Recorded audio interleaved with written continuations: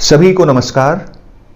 आज हम जानेंगे कि नरक चतुर्दशी जिसे कहा जाता है, जिसे रूप चौदस भी कहा जाता है, यानी इसे यम भगवान की पूजा क्यों कहा जाता है और इसको कैसे सेलिब्रेट करना चाहिए।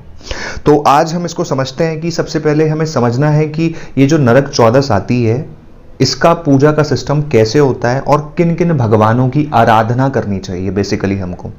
तो हम इसको समझ लें कि सबसे पहले हमें हनुमान जी, यम भगवान, मां काली, भगवान विष्णु और अंत में भगवान शंकर। ठीक है, भगवान शंकर, भगवान विष्णु, मां काली, यम भगवान और हनुमान जी।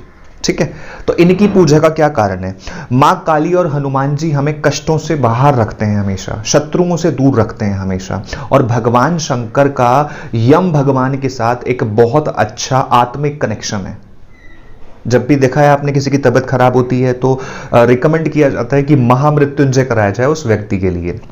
ठीक है, तो इस तरह से हमको पूजा कैसे करनी है, बहुत सरल तरीके से मैं आपको पैटर्न बताता हूं, आप इसको सुनते जाएं और इसको लिखते जाएं।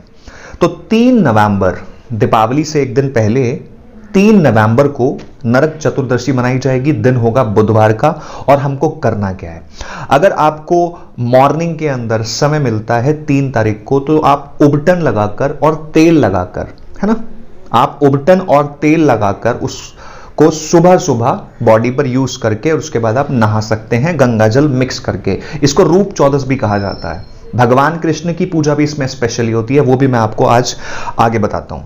तो इसमें हमें मॉर्निंग में बेसिकली अपना एक तरीके से सौंदर्य को देखते हुए, तो इसमें हमें उबटन का प्रयोग और तेल का प्रयोग अर्ली मॉर्निंग में करा जाता है। जो इस वर्ष कैलकुलेशंस हैं पंचांग की, वो लगभग आधे पौने घंटे की पड़ रही हैं 3 तारीख को मॉर्निंग में 6 बजे से 6:30, पौने 7, 7 बजे तक मान लीजिए मैक्सिमम। ठीक है, इसके बाद पूरा दिन आपको जैसे भी अपना एज यूजुअली करना होता है, पूजन और बाकी सब चीजें। शाम को क्या करना है, शाम से पहले आपको किन चीजों की जरूरत पड़ेगी, उन चीजों को भी आपने परचेज करना है। ठीक है, तो आप जो दिए होंगे, है ना, जो आप अपने घर की दहलीज पे लगाओगे, सबसे पहला दिया घर की दहलीज पे पहला दिया लगता है दक्षिण की तरफ फेस करके। उसमें 4 बत्तियां होती हैं 4 दिशाओं में। ठीक है, कई लोग क्या करते हैं, बड़ी बत्ती बनाते हैं, उसी को 2 बना देते हैं, फिर दूसरी लेते हैं, उसी को 2, तो उसको 4 बनाते हैं। ऐसा कभी ना किया करें, है ना, इंडिविजुअली बत्तियां लिया करें। एक सफेद रंग की, उस पे कुमकुम लगा के, रक्त चंदन लगा के उसको लाल कर लीजिए। और उसके बाद में यम भगवान का ध्यान करते हुए ओम यमाय नमः, ओम यमाय नमः, इसका 11 बार मंत्र उच्चारण करके दक्षिण मुख करके विद फैमिली सब लोग हाथ लगा दें। साइंटिफिकली ये बहुत मायने रखता है। और दिन छिपते वक्त में, है ना, तो पहला दिया यहां लगेगा। और ये दिया भी जब मिट्टी का ले सकते हैं, आटे का लें तो बहुत अच्छा है, क्योंकि आटे में सूर्य का रोल आ जाता है और सूर्य ग्रहों में राजा कहे जाते हैं। ठीक है, तो आटे का भी दिया लें, बहुत अच्छी बात है। नीचे 7 अनाजों की ढेरी बना लें। ठीक है, 7 प्रकार के अनाज लेके मिक्स करके आपको, क्योंकि बहुत सारे दिए लगाने हैं, है ना, मैं एक एक करके आपको बताता चलूंगा, तो आप बहुत सारे 7 अनाज मंगवा लें, मिक्स अप कर लें। और सबको मिक्स करने के बाद उसमें से 5 या 6 अलग अलग मुट्ठियां निकाल दें। पहली मुट्ठी हो गई गेट पर, गंगा जल के छींटे मारें, उस पर 1 मुट्ठी 7 अनाज मिक्स करके डाल दें, अच्छे से ढेरी बना दें। उसके ऊपर आटे का दिया, उसमें 4 बत्तियां, सरसों का तेल और ओम यमाय नमः। ठीक है, ये मंत्र 11-21 बार बोलते हुए दक्षिण की तरफ मुख करके घर का मुखिया और मुखिए के हाथ पर यानी एल्बो पर सारे घर के मेंबर्स हाथ लगाकर इस पूजा को संपन्न करें, है ना। इसके बाद हमें क्या करना है, हनुमान जी का मंदिर अगर आपके घर के पास दक्षिण मुखी है, दक्षिण मुखी, तो बहुत अच्छी बात है। नहीं है तो कोई जो भी आपको हनुमान जी का मंदिर मिल जाए, वहां जाके हनुमान जी के सामने सेम यही दिया इसी प्रोसीजर से लगाकर संकट मोचन, क्या संकट मोचन हनुमान अष्टक पढ़ना है। क्योंकि संकटों से बेसिकली सब गॉड्स के अलग अलग सेक्शंस होते हैं, किस चीज की स्पेशलाइजेशन है। तो संकट मोचन हनुमान अष्टक पढ़ना रूप चौदस के दिन बहुत शुभ माना जाता है। संकटों से आदमी की दूरी बनी रहती है जीवन में। ठीक है, तो हनुमान जी का संकट मोचन हनुमान अष्टक पढ़ने के बाद फटाफट अगर आपके घर के आसपास काली मां का मंदिर है, वहां जाकर मां काली को सेम दिया प्रज्वलित करें उनके समक्ष और काली चालीसा पढ़ें।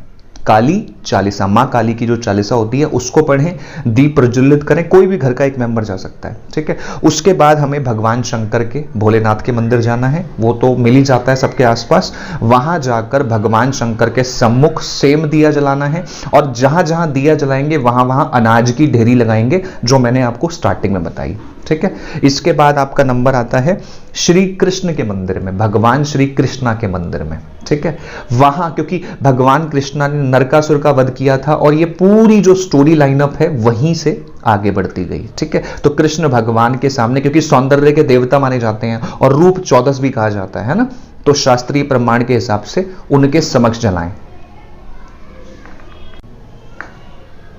तो जैसे आप हनुमान जी के बाद शंकर भगवान के मंदिर गए, वहां ओम नमः शिवाय के 11-21 मंत्रों का जाप करते वक्त इसको जलाएं।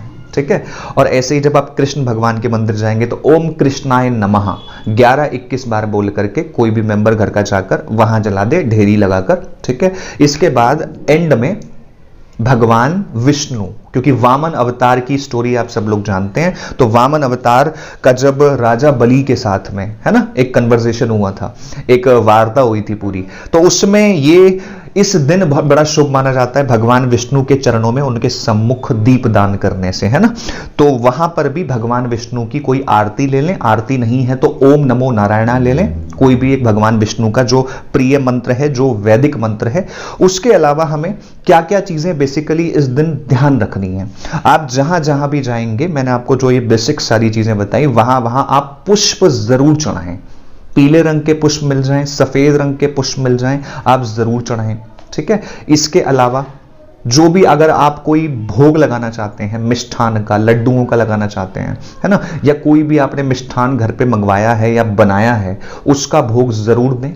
ठीक है, और इसका भी ध्यान रखें कि सबसे पहला जो दिया जलता है वो घर की दहलीज पर जलता है, फिर हनुमान जी के जलता है, फिर मां काली के जलाना है, फिर शंकर भगवान, कृष्ण भगवान और अंत में भगवान विष्णु।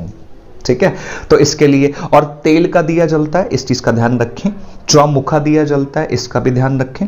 और इसमें लाल रंग की जो बत्ती है तो बहुत अच्छी बात है, नहीं तो सफेद वाली को आप इसको रक्त चंदन लगा करके उसको रेड भी कर सकते हैं। ठीक है, तो शाम का जो बेसिकली टाइम होगा लगभग 6 से 7:15 के आसपास के बीच का। भगवान शंकर के जब मंदिर जाएंगे तो उन्हें पंचामृत का भोग दे सकते हैं। ठीक है, इसके अलावा आप दीप दान तो हर जगह करेंगे। भगवान शंकर के अलावा विष्णु भगवान के जब जाएंगे तो पीले पुष्प हो गए, कृष्ण जी के लिए पीले पुष्प हो गए, हनुमान जी के जाएंगे तो लाल रंग का जो फ्लावर आता है वो आप करें। मां काली को नारियल अर्पित कर सकते हैं। ठीक है, क्योंकि हर भगवान का एक एक जो फेवरेट, जो भी एक प्रिय वस्तु होती है उनकी, है ना, तो वो चीज का आप ध्यान रखें खास तौर पर। और एक चीज ध्यान रखें, रूप 14 के दिन यानी नरक चतुर्दशी के दिन आप अपने घर का जो वेस्टेज है, जो कूड़ा करकट है, उसको रात के वक्त सारा बाहर निकाल दें, है ना, उसको एक जगह पर निकाल कर रख दें और उसको कहीं भी कूड़े वगैरह में। तो ये बहुत मान्यता होती है, इस चीज का ध्यान रखें खास तौर पर। और पूरे घर में गंगाजल छिड़के, जब आप ये दीप वगैरह सब कर देंगे तो उससे पहले भी उसके बाद भी पूरे घर में गंगाजल छिड़के, विद फैमिली यम भगवान का ध्यान करें दक्षिण की तरफ। ठीक है, तो इस चीज का ध्यान रखें। कुछ लोग कहते हैं कि